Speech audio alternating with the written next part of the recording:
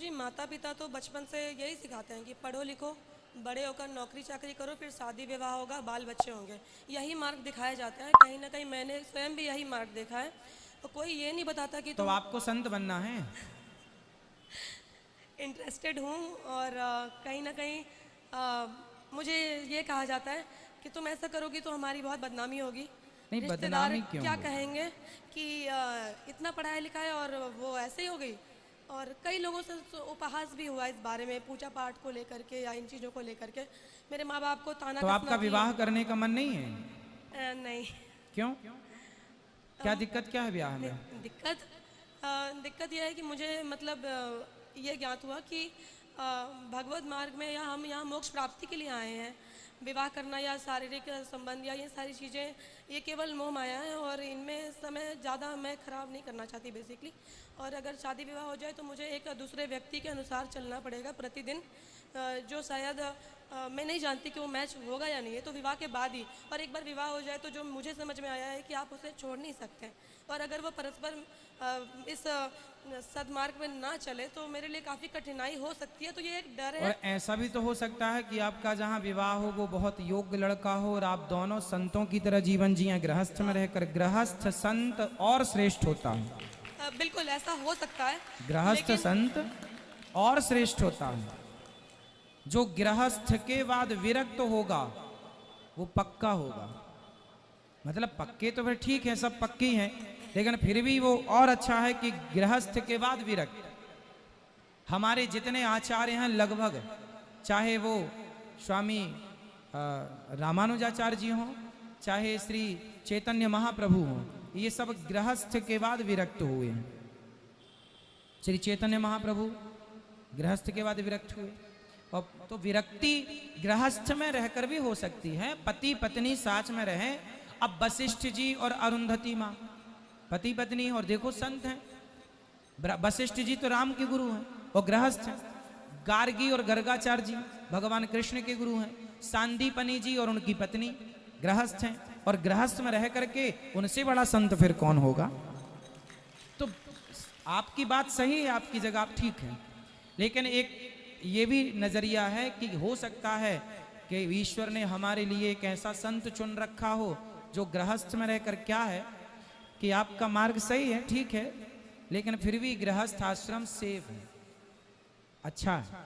गृहस्थ में रह के और फिर हम सब चीजों को जीते हैं, अपने इंद्रियों को, काम को, क्रोध को, लोभ। चलो आज आपके अंदर कोई विषय वासना नहीं है, ठीक है, लेकिन मन का भरोसा कौन करता है।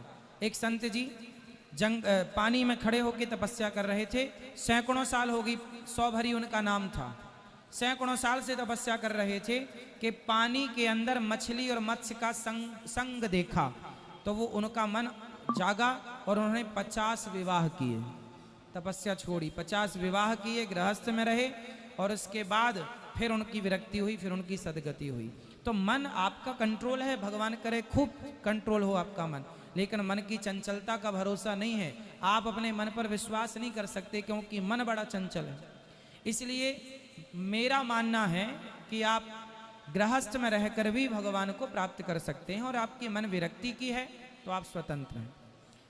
और गुरुजी, क्योंकि लाखों करोड़ों लोग आपको फॉलो करते हैं, तो आप अगर ये मैसेज देंगे तो मुझे विश्वास है कि सब इसको मानेंगे कि अपने बच्चों को अगर हम घर पे बचपन से अध्यात्म की ओर, भगवत प्राप्ति की ओर, मोक्ष प्राप्ति की ओर अगर हम उन्हें ज्ञान दें, अपने धर्म के बारे में ज्ञान दें, जो कि ज़्यादातर लोग नहीं देते समय के कारण या स्कूल की पढ़ाई या ऐसे वैसे, तो अगर आप कहेंगे तो संत आखिर बनेंगे कैसे जब हम बचपन से उन्हें कुछ ज्ञान देंगे तब। हम तो कहते हैं कि आप गृहस्थ में जाओ और जितने पुत्र हों आपको सबको संत बना डालो, इससे बड़ी सेवा नहीं हो सकती कुछ। आपके ऐसे विचार, पवित्र विचार हैं, तो आप गृहस्थ में जरूर प्रवेश करो और खूब संतान उत्पत्ति करो और खूब संत बनाओ। एक से बढ़कर एक संत होने चाहिए। 2-4 हम तो कहते हैं एक बेटा एक्स्ट्रा पैदा करो केवल संत के लिए, ये संत बनेगा। तो संतों की जो कमी है वो थोड़ी पूरी होगी, और संतों का होना बहुत जरूरी है। गुरुजी, हम लोग जब बाहर जाते हैं पूजा स्थल पे, रेलवे स्टेशन, कहीं भी, तो जैसे हम लोग जानते हैं कि हर बच्चे में भगवान का रूप होता है, कह लो श्री कृष्ण का रूप होता है छोटे बच्चों में। पर कुछ बच्चे गलत राह पे चल रहे हैं माता पिता के वजह से, या कुछ ऐसे मतलब जो हमें परेशान करते हैं कि आप हमें 10 रुपये दे दो, 5 रुपये दे दो, या तंग करते हैं, कपड़े खींचते हैं, कई पैर पकड़ लेते हैं। छोटे बच्चे, मुझे पता है कि वो अज्ञानता में ऐसा करते हैं, क्योंकि उन्हें कुछ लोग भटका देते हैं कि जाओ यहाँ ऐसे पैसे मांगो, लोगों को पैर पकड़ो तो लोग देंगे तुम्हें 100, 200, 500, 1000 तुम कमा लोगे, कह दो कि मैं अनाथ हूँ। तो ऐसे सिचुएशन में मैं कई बार उन्हें मना कर देती हूँ कि नहीं, मैं नहीं दूंगी, मेरे पास होते हैं पर मैं नहीं देती, क्योंकि मैं जानती हूँ कि गलत मार्ग में चल रहे हैं। तो क्या इसका पाप पुण्य, क्या नहीं, इसका पाप छोटे छोटे मुझे- बच्चों को तो आप उनसे कहो बेटा आप भीख मत मांगो, हम आपको पढ़ाते हैं, चलो आप कहाँ पढ़ना चाहेंगे वहाँ पढ़ाएंगे। पढ़ाने के लिए आप उनको, आप मतलब हर शहर में हर चौराहे में ये बच्चों का भीख मांगने का पूरे देश की ये समस्या है। तो मैं इस पे कई बार बोल चुका हूँ कि जो उस शहर के लोग हैं, बुद्धिजीवी हैं, पढ़े लिखे हैं, आप सब एक कमेटी बनाओ और जितने भीख मांगने वाले बच्चे हैं उन सब बच्चों को कहो कि बेटा तुम्हारी जो ज़रूरतें हैं, तुम्हें कपड़ा चाहिए हम देंगे, शिक्षा चाहिए हम देंगे, चलो पढ़ो, हम तुम्हारी फीस भरेंगे, आप लोग मिलजुल के उनको पढ़ाओ लिखाओ। और यदि वो पढ़ने लिखने लग जाएं तो वो देश का भविष्य बन जाएगा, और यदि नहीं पढ़ें, वो भीख ही मांगें, तो फिर FIR दर्ज करा के उनसे कहो कि भाई ये तो धंधा बनाए, हम तो हेल्प करने को तैयार हैं। इसका पता चल जाएगा कि वो धंधा है या ज़रूरत है। एक होता है धंधा, एक होती है ज़रूरत। मैं ज़रूरत है तो आपसे मांग सकता हूँ 2 रुपया या 1 गिलास पानी, और कुछ लोगों का धंधा ही है कि भाई मांगना ही है। तो धंधा करना गलत है, ज़रूरत के लिए मांग लेना सही है।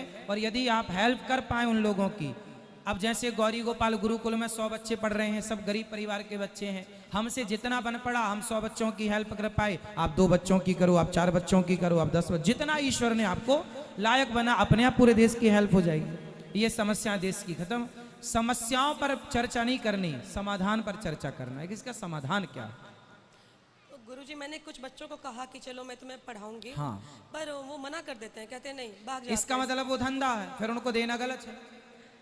तो मुझे ये जानना है कि क्योंकि बच्चों में भगवान होते हैं और मैं उन्हें मना कर दूं तो क्या इसका ना पाप ना, मुझे नहीं, पाप पुण्य भोगना नहीं पड़ेगा? है, आप अपनी जगह सही है। यदि हम देंगे तो वो भिखारियों को बढ़ावा इस बात का, उन बच्चों को, कई बच्चे तो किडनैप कर लेते हैं लोग, बच्चों से धंधा कराते हैं, इस बहाने क्राइम बढ़ेगा। आप लोग देना बंद कर देंगे, अपने आप लोग समझ जाएंगे कि अब कोई देता नहीं है तो मतलब बच्चों को पढ़ाना ठीक है, यहाँ पर धंधे पर लगाना ठीक नहीं। कुछ लोग मिसयूज करते हैं बच्चों को चुरा चुरा के, और बच्चों को भिख मंगाने के लिए। आप सब जानते हैं कि क्या क्या क्राइम हो रहा है। इसलिए चौराहे पर जो बच्चे हैं उनको आप कहो कि चलो हम तुम्हें खाना दे रहे हैं, कपड़े दे रहे हैं, पढ़ने के लिए, शिक्षा के लिए तुम्हारा सहयोग कर रहे हैं, भीख मत मांगो। यदि आपकी उनकी ये बात मंजूर है आपकी तो बहुत अच्छा है, वरना वो फ्रॉड है। राधे राधे गुरुजी, राधे बहुत राधे। बहुत धन्यवाद। आपसे बात करके जैसे मेरा एक सपना पूरा हो गया। बहुत बहुत धन्यवाद। खुश रहिए। जय श्रीमन नारायण गुरुजी।